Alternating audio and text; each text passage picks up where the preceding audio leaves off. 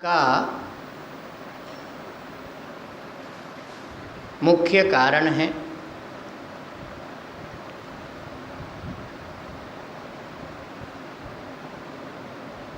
और वेद ने इस अर्थ में ही संन्यास का विधान किया।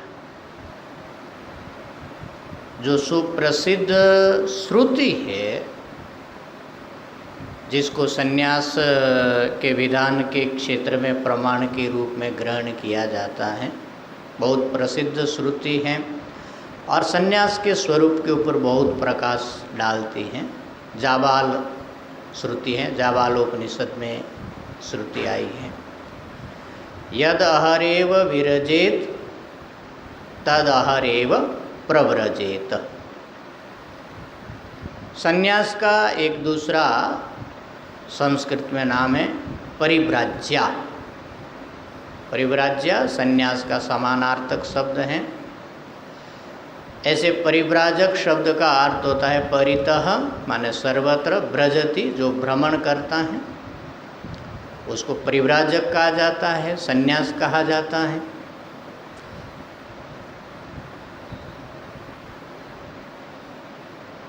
इसलिए सन्यासी का एक मुख्य पहचान है परिभ्रजन करना, क्योंकि जिसका किसी देश में, किसी काल में, किसी व्यक्ति विशेष में, वस्तु विशेष में आसक्ति न हो, आसक्ति का बंधन न हो, तो वो अपनी मस्ती से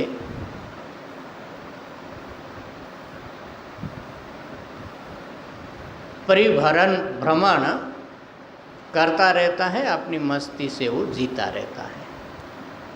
परिव्रज्या कब लेनी चाहिए, इसका क्या नियम है, किस उम्र में, किस काल में, किस समय में, किस दिन में लेनी चाहिए, तो इसका एक सामान्य विधान श्रुति ने दिया। यद अहर एव व्रजेत विरजेत। जिस दिन आपके हृदय में वैराग्य का उदय हो जाए तद अहरेव,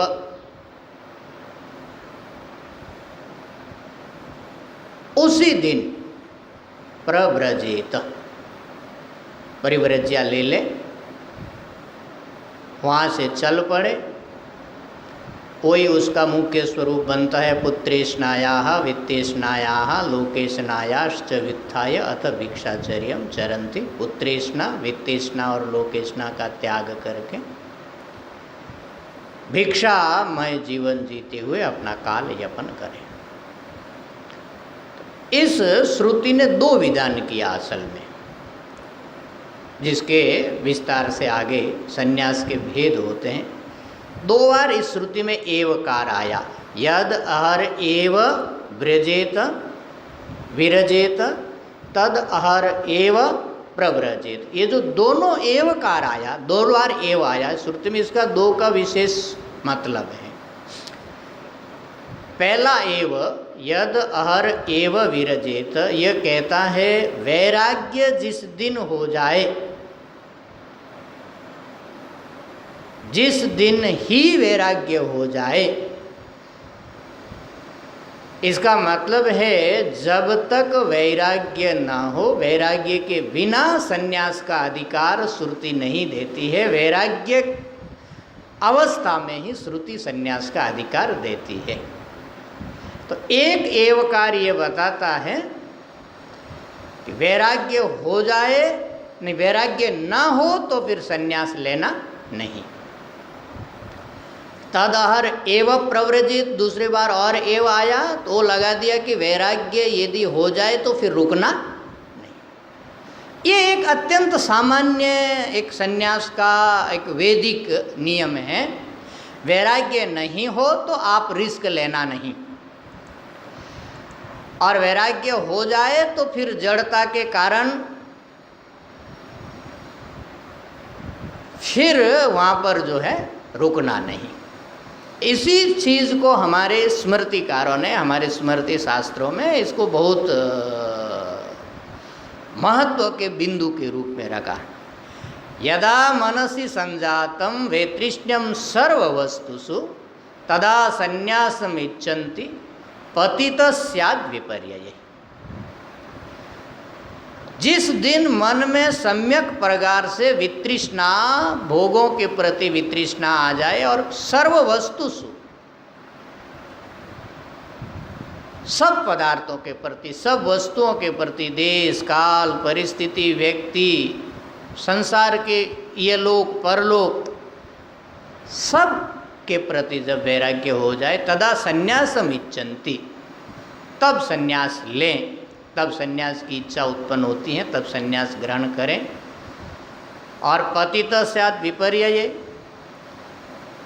मन में वैतृष्ण्य नहीं हुआ, पूरा वैराग्य हुआ नहीं और संन्यास के पथ पर यदि चल पड़ा तो पतितः स्यात्, उसके लिए संभावना ये है कि वो संन्यास के धर्मों से पतित हो जाए।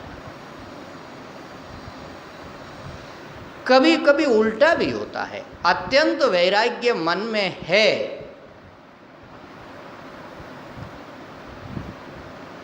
पूर्व जन्म के संस्कारों से हो, विवेक से हो, या संसार से बहुत आघात पाकर के हो,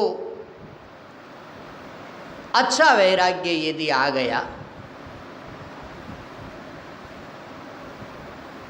उस समय यदि संसार फिर छोड़ता नहीं है, वहीं यदि चिपका रहता है, तो उसको भी शास्त्र उसके कल्याण के लिए अनर्थकारी बताता है। योग वासिष्ठ में एक श्लोक आया, बुद्ध्वाप्य अत्यंत वैरस्यम यह पदार्थेषु दुर्मति बध्नाति वासनां भूय नरो नासौ स गर्दभः। जब अत्यंत वैराग्य हो गया, उसको पता चल रहा है कि संसार के किसी भी विषय में, किसी भी पदार्थ में, किसी भी वस्तु में आसक्ति नहीं है, परंतु फिर भी दुर्मति के कारण वो पदार्थों से चिपका है, उस परिस्थिति से बाहर निकलने का साहस नहीं कर पा रहा है। पदार्थेषु बध्नाति वासनां बध्नाति भूयः, फिर वासनाओं के कारण, संस्कारों के कारण पुनः लगा रहता है। गर्दभः, वो तो गधा है, ना असौ नरः, ये नर नहीं है, ये मनुष्य नहीं है। तो कहने का मतलब ये है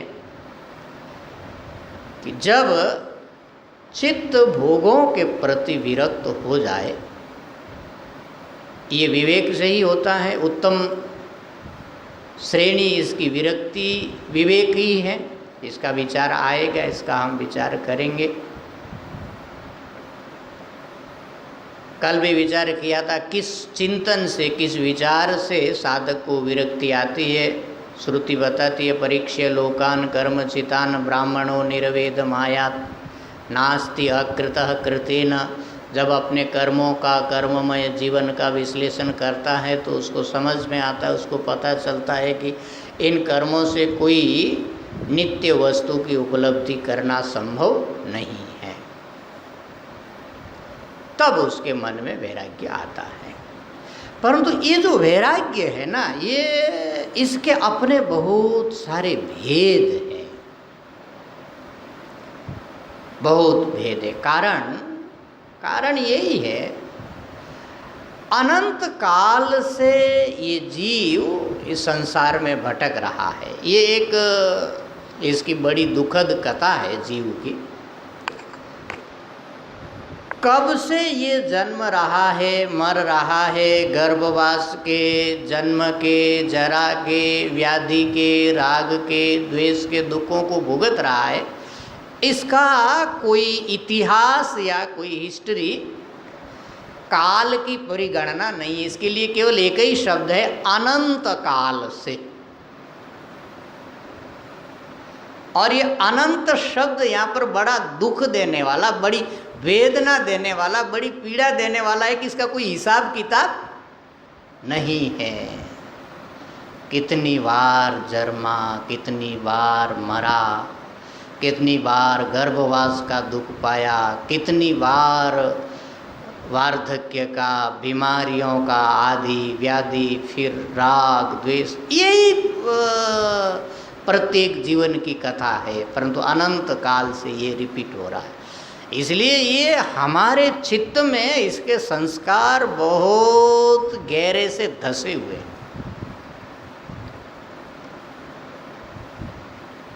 इसलिए शास्त्र के द्वारा प्रबोध कराने पर भी,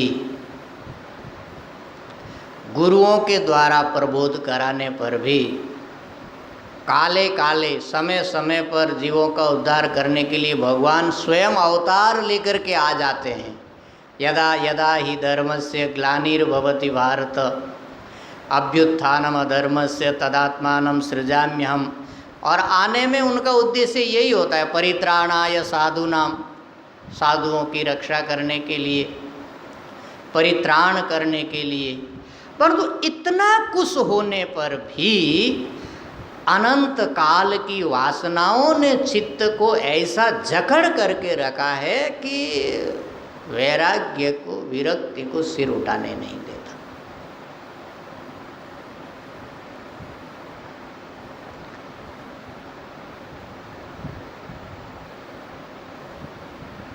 हमारे सामने हम देखते हैं कि जो हमारे साथ है उठते हैं और काल के गाल में कहाँ चले जाते हैं, उनकी कोई खोज खबर नहीं है।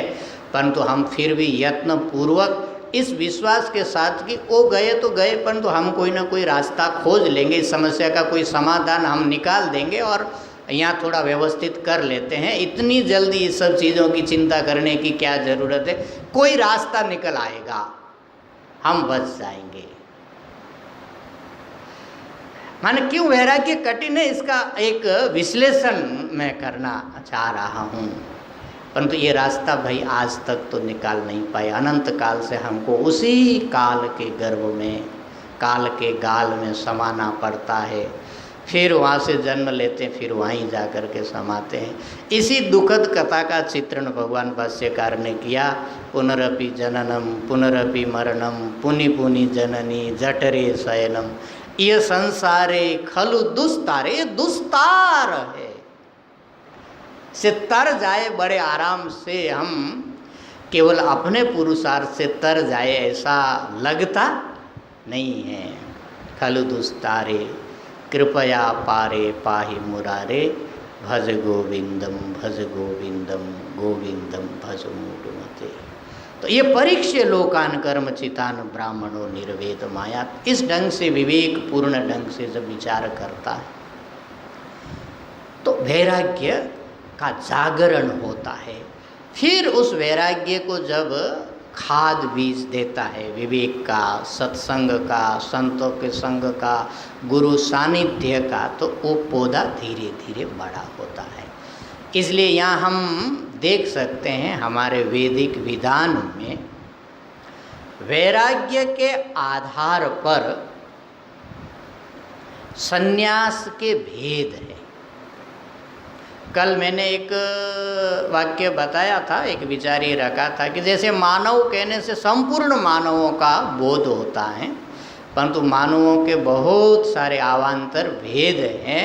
इसी प्रकार संन्यास कहने से जितने सारे सन्यासी हो सकते हैं वो सब सन्यासी आते, परंतु सबकी स्थिति, सबकी परिस्थिति, सबकी समझ, सबकी जीवन शैली, सबके जीवन का उद्देश्य, सबके जीवन का लक्ष्य, उस लक्ष्य को प्राप्त करने की सबकी साधना एक जैसी नहीं है, उसमें अवान्तर भेद है। और ये भेद अच्छा है, बड़े काम का है। कारण हमारे पास बहुत सारी क्लास होने से, बहुत सारी कैटेगरी होने से हम अपने योग्यता के अनुसार उस कक्षा में भर्ती हो सकते हैं। और केवल एक यदि टॉप वाली ही क्लास हो और कुछ हो ही ना तो हाँ, फिर सामान्य साधकों के लिए, ये सामान्य व्यक्तियों के लिए और कोई रास्ता ही बचता नहीं है। तो संन्यास के उपनिषदों में, जो संन्यास का वर्णन करने वाली उपनिषद हैं, मुख्य 4 भेद करके रखे। संन्यास के बहुविध भेद हो सकते हैं, क्योंकि वैराग्य के बहुत सारे स्तर हो सकते हैं, इसलिए मुख्य ये शब्द मैं प्रयोग कर रहा हूँ। अच्छा, गीता जी ने अपने ढंग से संन्यास का भेद करके रखा। क्योंकि गीता जी में एक पूरा अध्याय ही है, 5वां अध्याय जो है संन्यास योग है, उसकी हम चर्चा करेंगे। बड़े व्यवहारिक, बड़े प्रैक्टिकल भेद हैं वो भी। ये पूर्व वाले भेद भी बहुत व्यवहारिक और प्रैक्टिकल हैं, परंतु गीता जी की अपनी एक नई दृष्टि है, अपने ढंग से गीता जी ने संन्यास को समझ करके भेद करके रखा है। उसका विचार हम कल करेंगे। पहले आज जो उपनिषदिक विभाग है संन्यास का, उपनिषद के आधार पर है। उपनिषद में 2 मुख्य विभाग मिलते हैं, हम दोनों को स्पर्श करेंगे।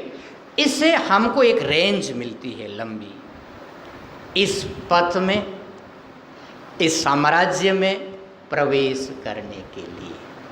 अपनी योग्यता से हम एक रास्ता चुन करके वो जीवन शैली अपना करके हम सन्यासी हो सकते हैं, हम सन्यास के पथ पर जा सकते हैं। तो यहाँ पर एक ग्रंथ है जीवन मुक्ति विवेक, बड़ा प्रसिद्ध ग्रंथ है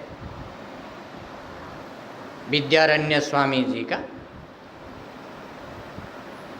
उस ग्रंथ में यद्यपि ये भेद तो उपनिषदों ने करके रखा है, उन भेदों के अनुसार संन्यास के बारे में कुछ चर्चा उन्होंने की।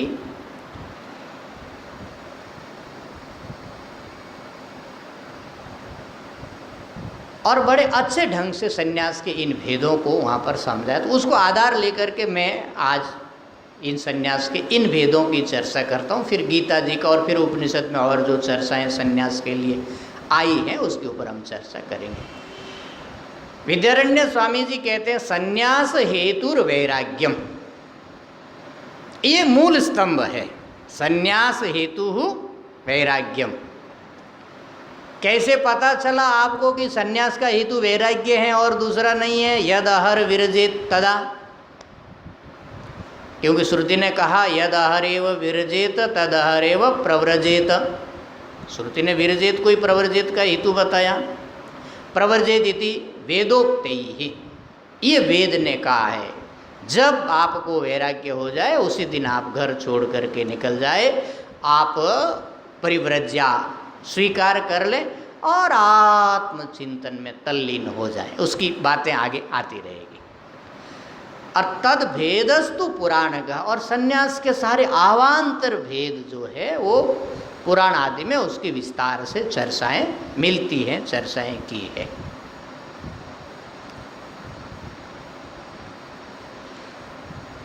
और इसका मतलब ये हुआ कि वैराग्य ही संन्यास का मुख्य हेतु है। वैराग्य के आधार पर ही व्यक्ति सन्यासी होता है। इसलिए जिनके मन में वैराग्य नहीं है, वैराग्य का संस्कार नहीं है, वैराग्य की समझ नहीं है, जिस जन समुदाय को या जिन लोगों को, वो कल्पना नहीं कर सकते कि कोई व्यक्ति सन्यासी कैसे हो सकता है।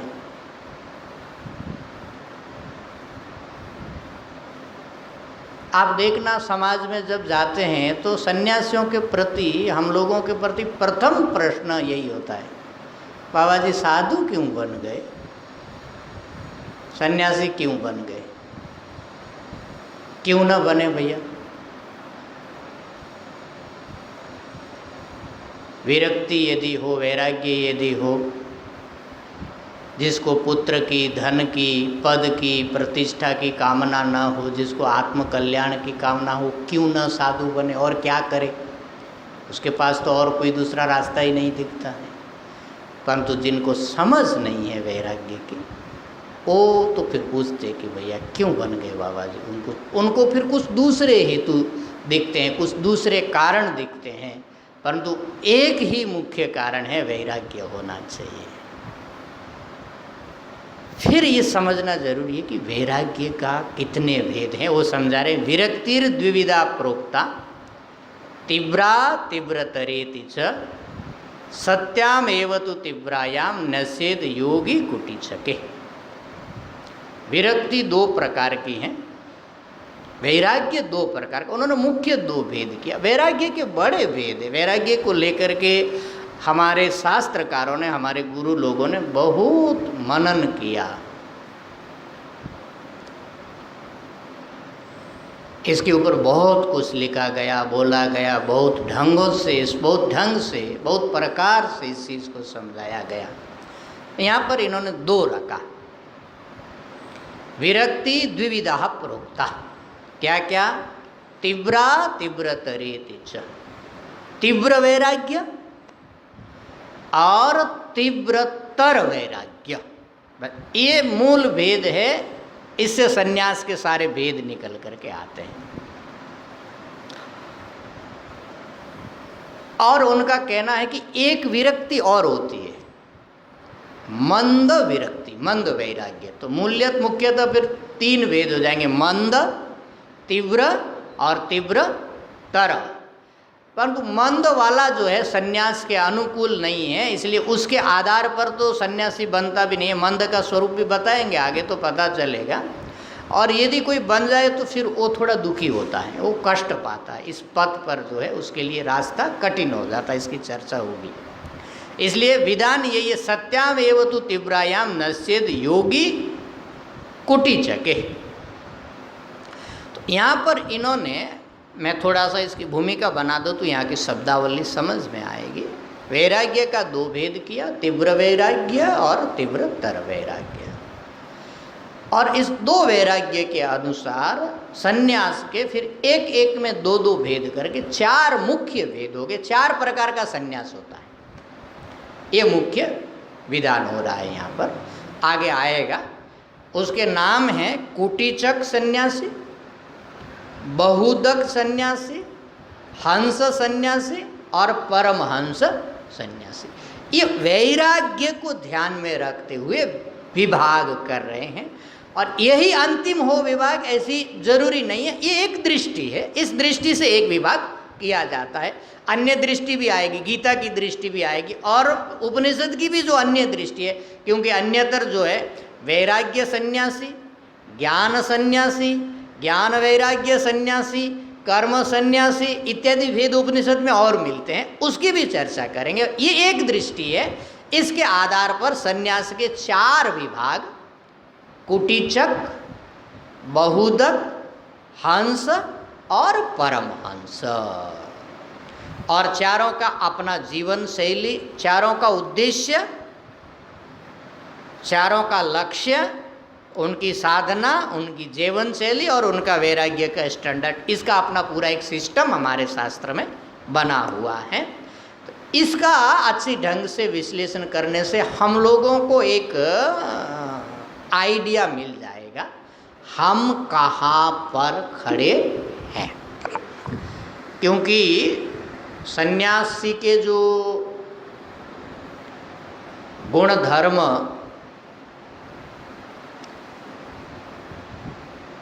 अधिकतर शास्त्र में जो वर्णित मिलते हैं, वो जो है परमहंस सन्यासी या जो श्रेष्ठ सन्यासी है, वहाँ शास्त्र ले जाना चाहता है। शास्त्र का उद्देश्य वही है कि साधक इस पथ पर चले तो चरम लक्ष्य की प्राप्ति करे और चरम अवस्था में जीवन जिए।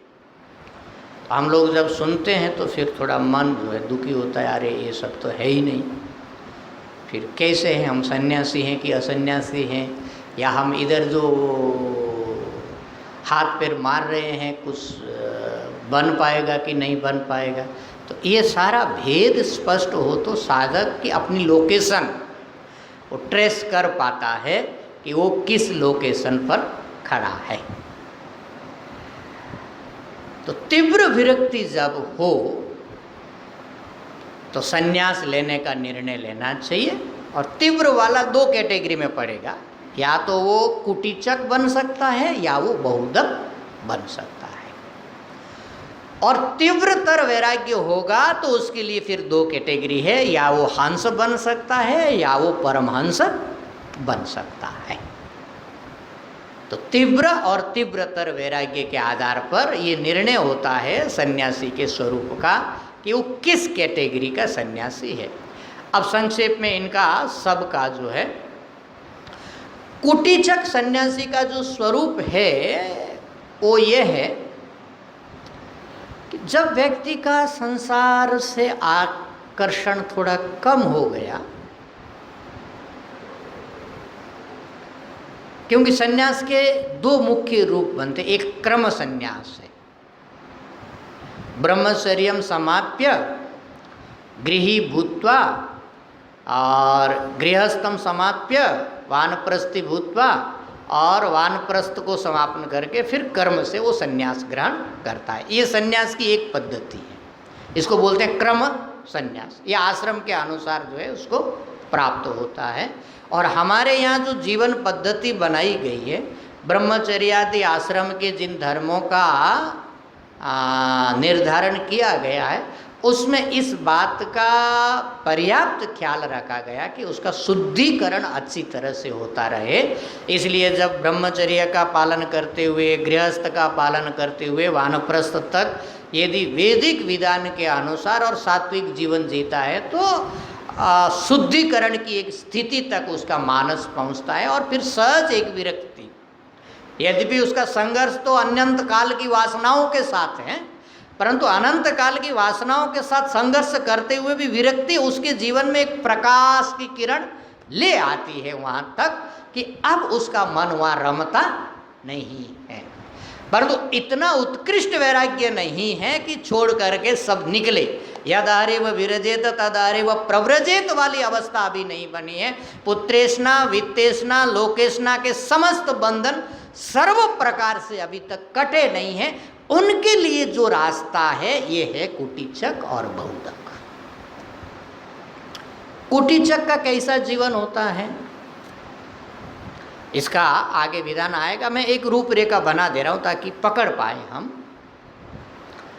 वो घर से या परिवार से अलग एक कुटिया का निर्माण करके अपनी ही संपत्ति में, अपना जो अधिकार है उसका संपत्ति का, तो अपने बृहत्तर दायित्व का उत्तर पीढ़ी को भार दे करके वो थोड़ा एकांत में रह करके परिवार से केवल खाने पीने की आशा रखता है, उतना ही संबंध या व्यवहार वो करता है और अपनी कुटिया में एकांत में रह करके वो अभी भी उसने ऐसा विधिवत संन्यास ग्रहण नहीं किया।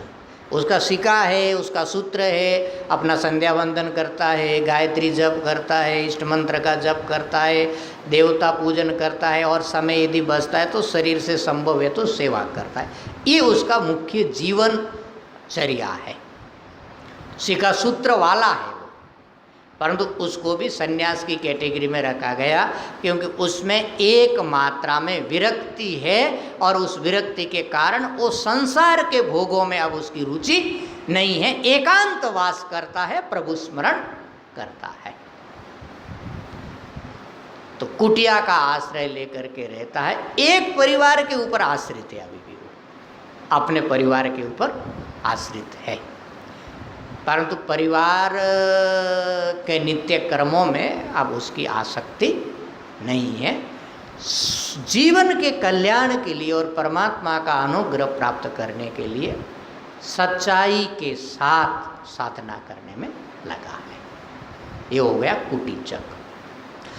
इससे थोड़े ऊपर कैटेगरी का ये तीव्र वैराग्य। ये भी तीव्र वैराग्य होगा तभी संभव होगा, बिना तीव्र वैराग्य के तो भैया मरते दम तक जो है वहाँ से आपका गला निकलता, बल्कि यमराज को भी बहुत कष्ट उठा करके आपको वहाँ से निकालना पड़ता है, नहीं तो निकलने के लिए वहाँ से वो तैयार नहीं होता। उस समय तक ट्राई की जाता है कि कैसे बाईपास किया जाए, क्योंकि यहाँ और कुछ थोड़ा सिस्टम ठीक करना है, हमारे बिना ये होगा नहीं, ये चलेगा नहीं, नई पीढ़ी को समझ नहीं है, उनके पास उतना बोध नहीं है, ये अभी अबोध है। बड़े परिश्रम से इसको तैयार किया गया है, इसको सिस्टेमेटिक करने के लिए थोड़ा और टाइम चाहिए।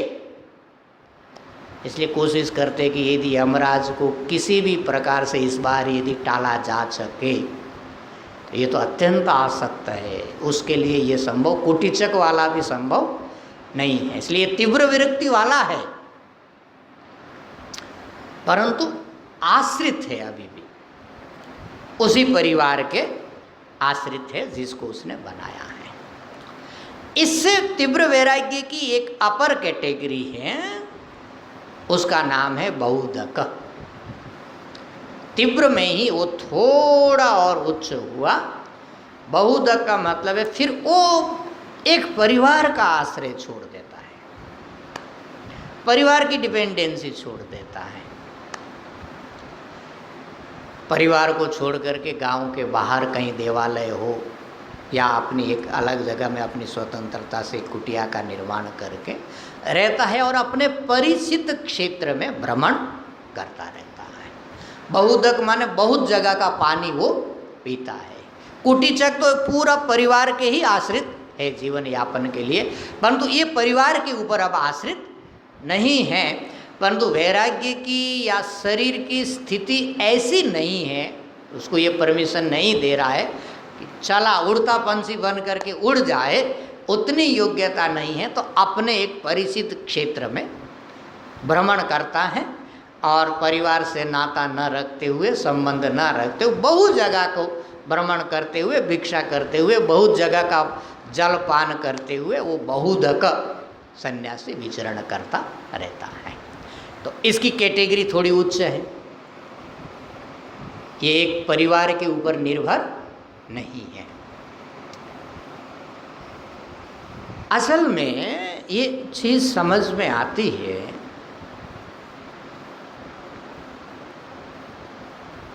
संसार से हमारा नाता कितना टूटा, उतना ही गहरा हमारा संन्यास होता है।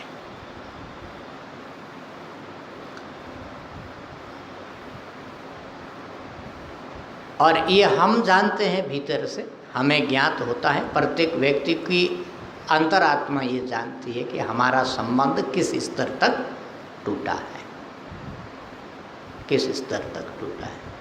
एक छोटी सी एक घटना है, मैंने कई बार सुनाया भी, गुरुदेव को भी सुनाया।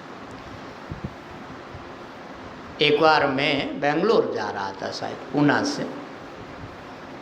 सुबह सुबह मैं पूना से ट्रेन में बैठा, मुझे बेंगलोर जाना था। तो एक सज्जन मेरे सामने वाले सीट पे बैठे, वो कोई रिटायर्ड, सुशिक्षित एक रिटायर्ड पर्सन थे, लगभग 70 के आसपास उम्र होगी। तो सामान्य प्रश्न जैसा होता है, बाबा जी क्यों साधु बने, ये बहुत सामान्य प्रश्न। और विशेष करके यंग एज में यदि देखे तो प्रश्न बड़ा स्वाभाविक लगता है उनके लिए, क्यों साधु बने आप। कुछ बातचीत हुआ, फिर उन्होंने हमको एक प्रश्न पूछा, कितने साल से साधु बने, क्या करते, ये करते। तो हमने बताया अपनी जो परिस्थिति है, काशी में रहते हैं, अध्ययन करते हैं, स्वाध्याय कर रहे गुरु जी के पास में, वेदांत का स्वाध्याय चलता है। तो जिज्ञासा बस उन्होंने शायद पूछा होगा कि माँ बाप से कोई संबंध है कि नहीं है, घर कभी जाते हैं कि नहीं जाते हैं, वो लोग आपसे संबंध रखते हैं कि नहीं रखते हैं। सामान्य जिज्ञासा रहती है लोगों को। पूछा जन्म स्थान कहाँ है, घर कहाँ है, घर में कौन कौन है, माँ बाप है कि नहीं है, ऑर्फन है क्या है, कैसे, सब पूछा। तो जो परिस्थितियाँ हैं हमने जवाब दिया उनका। घर जाते हैं कि नहीं, ये बड़ी जिज्ञासा रहती है, संबंध है कि नहीं घर से। तो हमने बड़े सहजता से हमारी जो वृत्ति है, जो हमारा चिंतन है, उसके आधार पर बताया कि उस क्षेत्र में भी हमारे आश्रम है, उस क्षेत्र में यदि हमारा जाना हो और माता जी का शरीर है, उस क्षेत्र में जाते हैं, वहाँ आसपास होते तो माता जी का दर्शन कराते हैं। ऐसे सामान्य कोई संबंध नहीं, आना जाना नहीं है। उनके घर में यदि कभी कोई सत्संग का कार्यक्रम हो, उन्होंने कोई सत्संग के कार्यक्रम का आयोजन किया हो, वो यदि हमको आग्रह से निवेदन करें और हमारे लिए यदि संभव हो, हमारे सारे जीवनचर्या के साथ मिलता हो, तो जा कर के चले आते। तो वो सज्जन गंभीर हो गए थोड़े से, 30 सेकंड 45 सेकंड रुक करके बोले कि बाबा जी आप सच्चे साधु हैं। तो मैं कुछ समझा नहीं। मैंने कहा कि मैं समझा नहीं। बोले ये जो आपने बताया ना, बोले उनके घर में यदि कोई कार्यक्रम हो, सत्संग का कार्यक्रम हो, वो बुलाए तो हम चले जाते हैं। बोले उनका घर ये बहुत बड़ी बात है बोले आपके लिए। वो घर अब आपको अपना घर नहीं लगता, ये उनका हो गया। उन्होंने एक बड़े स्वामी जी का नाम लिया, माने इंटरनेशनली फेमस हैं। बोले हमने वहाँ काम किया रिटायर्ड होने के बाद कुछ साल, परंतु उनका परिवार के साथ अभी भी उनका नहीं है, उनका अभी भी अपना है। तो ये जो एक भीतर से संबंध टूटता है, हमने कोई बुद्धि लगा के या ऐसा माने इस प्रकार का एक्सप्रेशन हो, इस प्रकार का मैसेज है, इस बुद्धि से हमने बोला नहीं। जो हमारा सामान्य समझ है उसको ही कहा कि उनके घर में यदि कोई सत्संग का प्रोग्राम हो, बोला है तो हम चले जाते हैं। तो इस बात को, ये बात उनको बड़ी लगी। इसका कहने का उद्देश्य केवल यही है कि संसार से हमारा संबंध, आसक्ति के स्थलों से हमारा संबंध कितना टूटा। ये भले ही ये कुटीचक हो, बहुदक हो, हंस हो, परमहंस हो, इससे भी आगे तुरीयातीत, अवधूत, एकमात्र चैतन्य सत्ता को छोड़ करके संसार के प्रत्येक अनात्म भूत पदार्थ से संबंध जिस स्तर से टूटता जाता है, उस स्तर से हमारे संन्यास की डेप्थ बढ़ती जाती है। ये आरोहण क्रम है। इस क्रम से संन्यास आरोहित होता है। सबसे सामान्य स्टैंडर्ड पे है, आपने कर्तव्य पूरा कर दिया। अब संसार को, समाज को आपकी बहुत जरूरत नहीं है। जरूरत नहीं इन सेंस माने अब वो समर्थ हैं, आपके बिना चल सकते हैं। अब वहाँ पर टांग अड़ाना या नाक फंसाना ये बुद्धिमानी नहीं है। तो आ गए, एक किनारे हो गए आप, एक कुटीचक हो गए, बहुदक वहाँ से भी आप निकल पड़े। क्योंकि जब भी मन, तो देखो ऐसा है, मेरे को एक बार एक बड़े अच्छे स्वामी जी ने बताया, उनका जीवन बड़ा पवित्र था और मेरे को व्यक्तिगत जीवन में उनके पवित्र जीवन से बहुत प्रेरणा मिली। एक बार मैं गया हुआ था उनका दर्शन करने के लिए। उस समय भी लगभग उनकी उम्र 70 के आसपास होगी। मेरे से बड़ा स्नेह का संबंध रखते थे और उनका जन्म स्थान जहाँ था वो उसी गांव में एक मठ के मठाधिपति भी थे, उसी में रहते थे। बड़ा पवित्र और बड़ा लोगों के श्रद्धा का पात्र बन करके जी रहे थे। तो उनके पूर्व परिवार से संबंधित किसी व्यक्ति की एक्सीडेंट से मृत्यु हो गई। उनको समाचार मिला। शाम को हम थोड़ा घूम रहे थे, बाहर निकले ऐसे, मेरे कंधे पर ऐसा हाथ रख करके बता रहे, देखो खून का संबंध कैसा संबंध होता है। बोले उस परिवार से हमारा कोई संबंध ही नहीं है। लगभग बता रहे थे कि 50-55 साल हुए, छोड़ दिया। क्या होता है, क्या नहीं होता है, क्या करते क्या नहीं करते, आते हैं, प्रणाम करते हैं, चले जाते हैं। सत्संग का प्रोग्राम हो तो हम चले जाते हैं। परंतु ये एक जवान लड़का कल एक्सीडेंट में चला गया। कितने लोग मरते हैं, हमको भी खबर मिलती, परंतु मन पे इतना आघात नहीं लगता है। परंतु उनका सुना तो मन में बार बार वो बात याद आती है। तो उनका कहने का मतलब ये था कि खून का संबंध बोले कैसा व्यक्ति को बांधता है। इसलिए मेरे को कह रहे थे कि अच्छा है, तू बहुत दूर बैठा है काशी में जा कर के, बहुत अच्छा है। तो ये जो दूरी है आसक्ति के स्थलों से, एक शारीरिक और एक मानसिक जो दूरी है, संन्यास को शुद्ध करती है, संन्यास को पवित्र करती है, संन्यास को मजबूत करती है। इसलिए कुटीचक में और बहुदक में ये भेद हो जाता है। बहुधक अपने आसक्ति के स्थलों से थोड़ा और ऊपर उठा, आसक्ति के बंधन को उसने और क्षीण किया,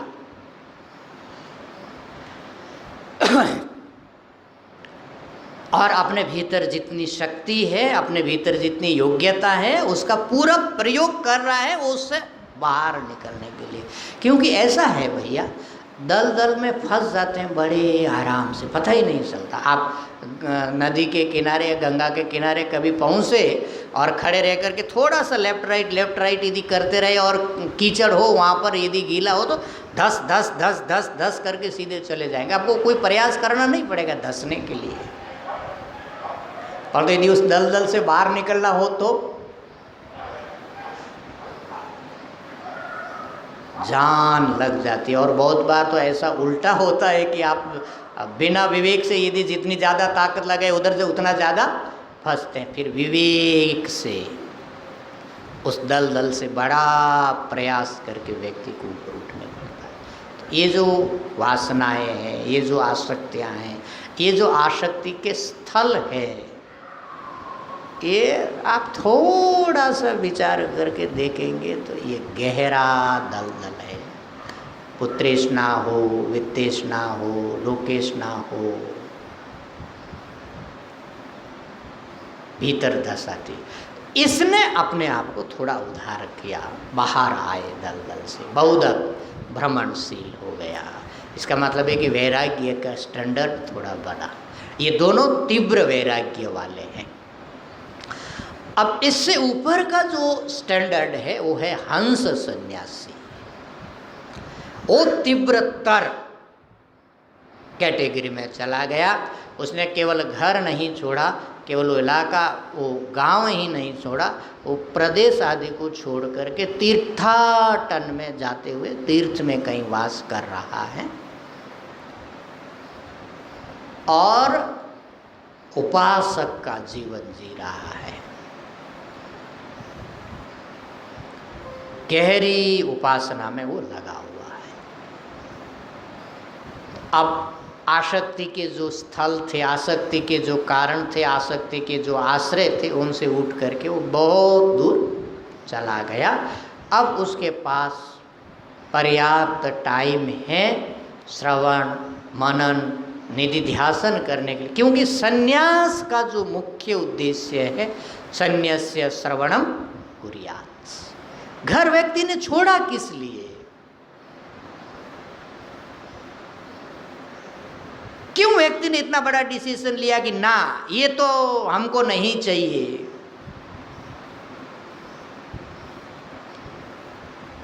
क्यों वो सबके विरुद्ध चलने लगे? पूरा संसार एक प्रवाह में चल रहा है, पुत्रेष्णा, वित्तेष्णा, लोकेष्णा, यही सबका जीवन है। इसी को सबने अपने जीवन का लक्ष्य बना करके रखा है और उस प्रवाह में आगे चल रहे हैं। उसके भी पितामह, परपितामह, उनके पूर्व पीढ़ी, उनके वर्तमान, उनके आगे पीछे सब उधर जा रहा है। अचानक एक व्यक्ति उठ करके खड़ा हुआ और उसके विपरीत चलना शुरू हो गया। क्यों? क्या हुआ इसको? इसका माथा खराब हो गया क्या?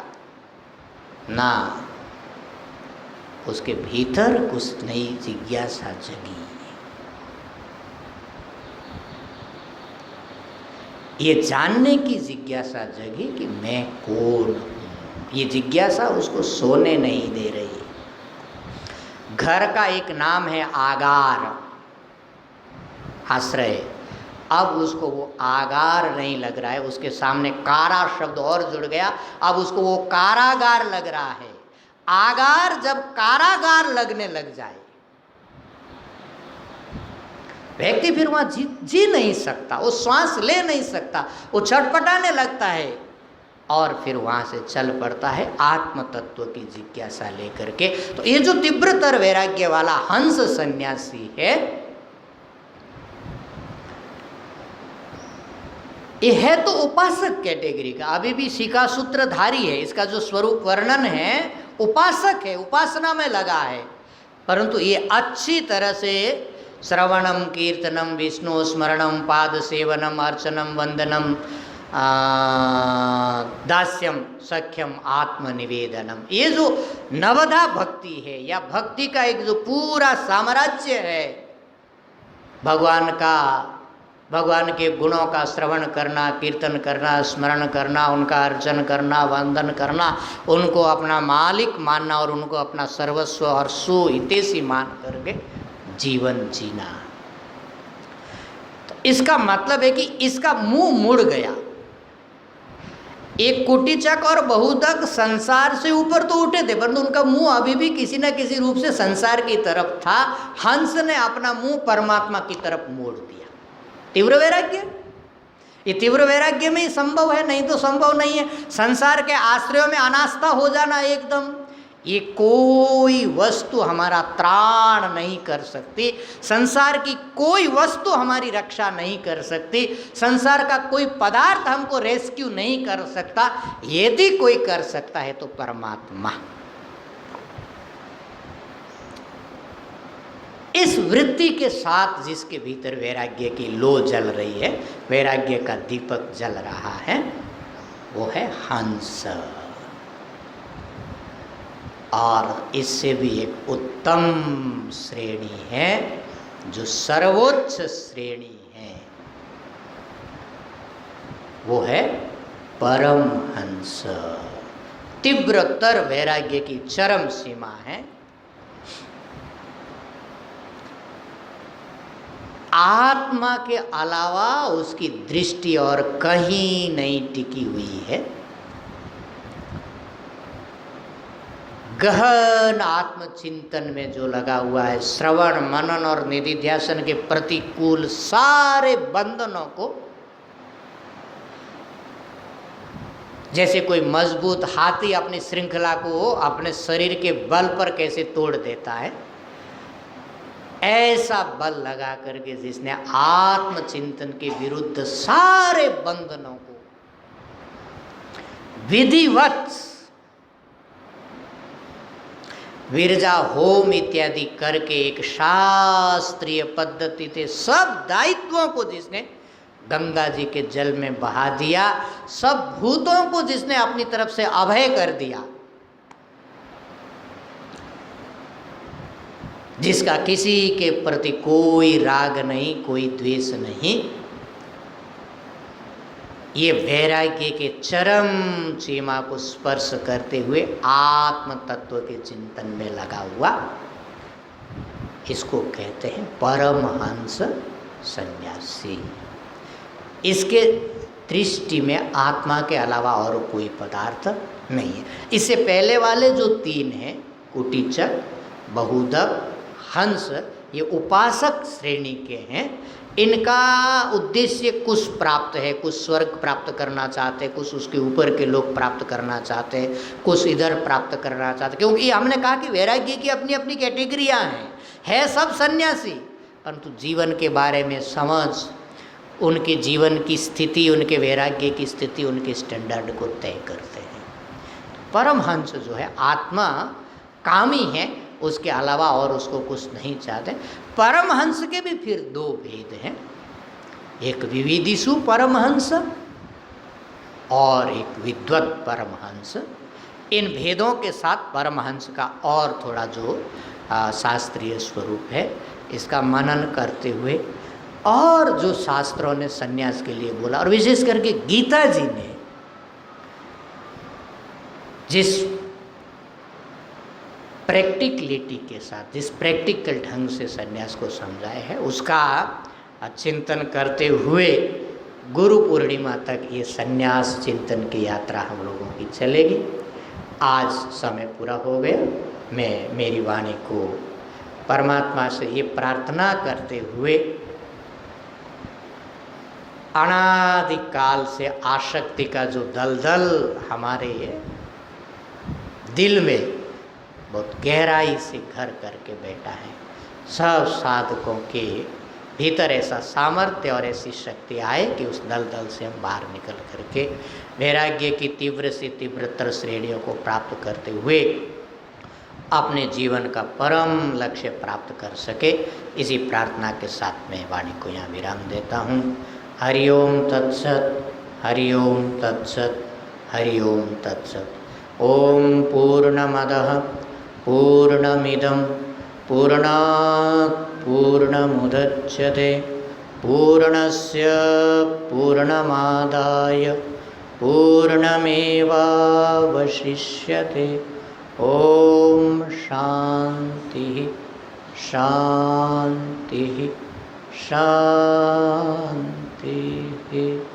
ओम ब्रह्मार्पणमस्तु। ओम शिव शिव शिव शिव। ओम नमो नारायणाय।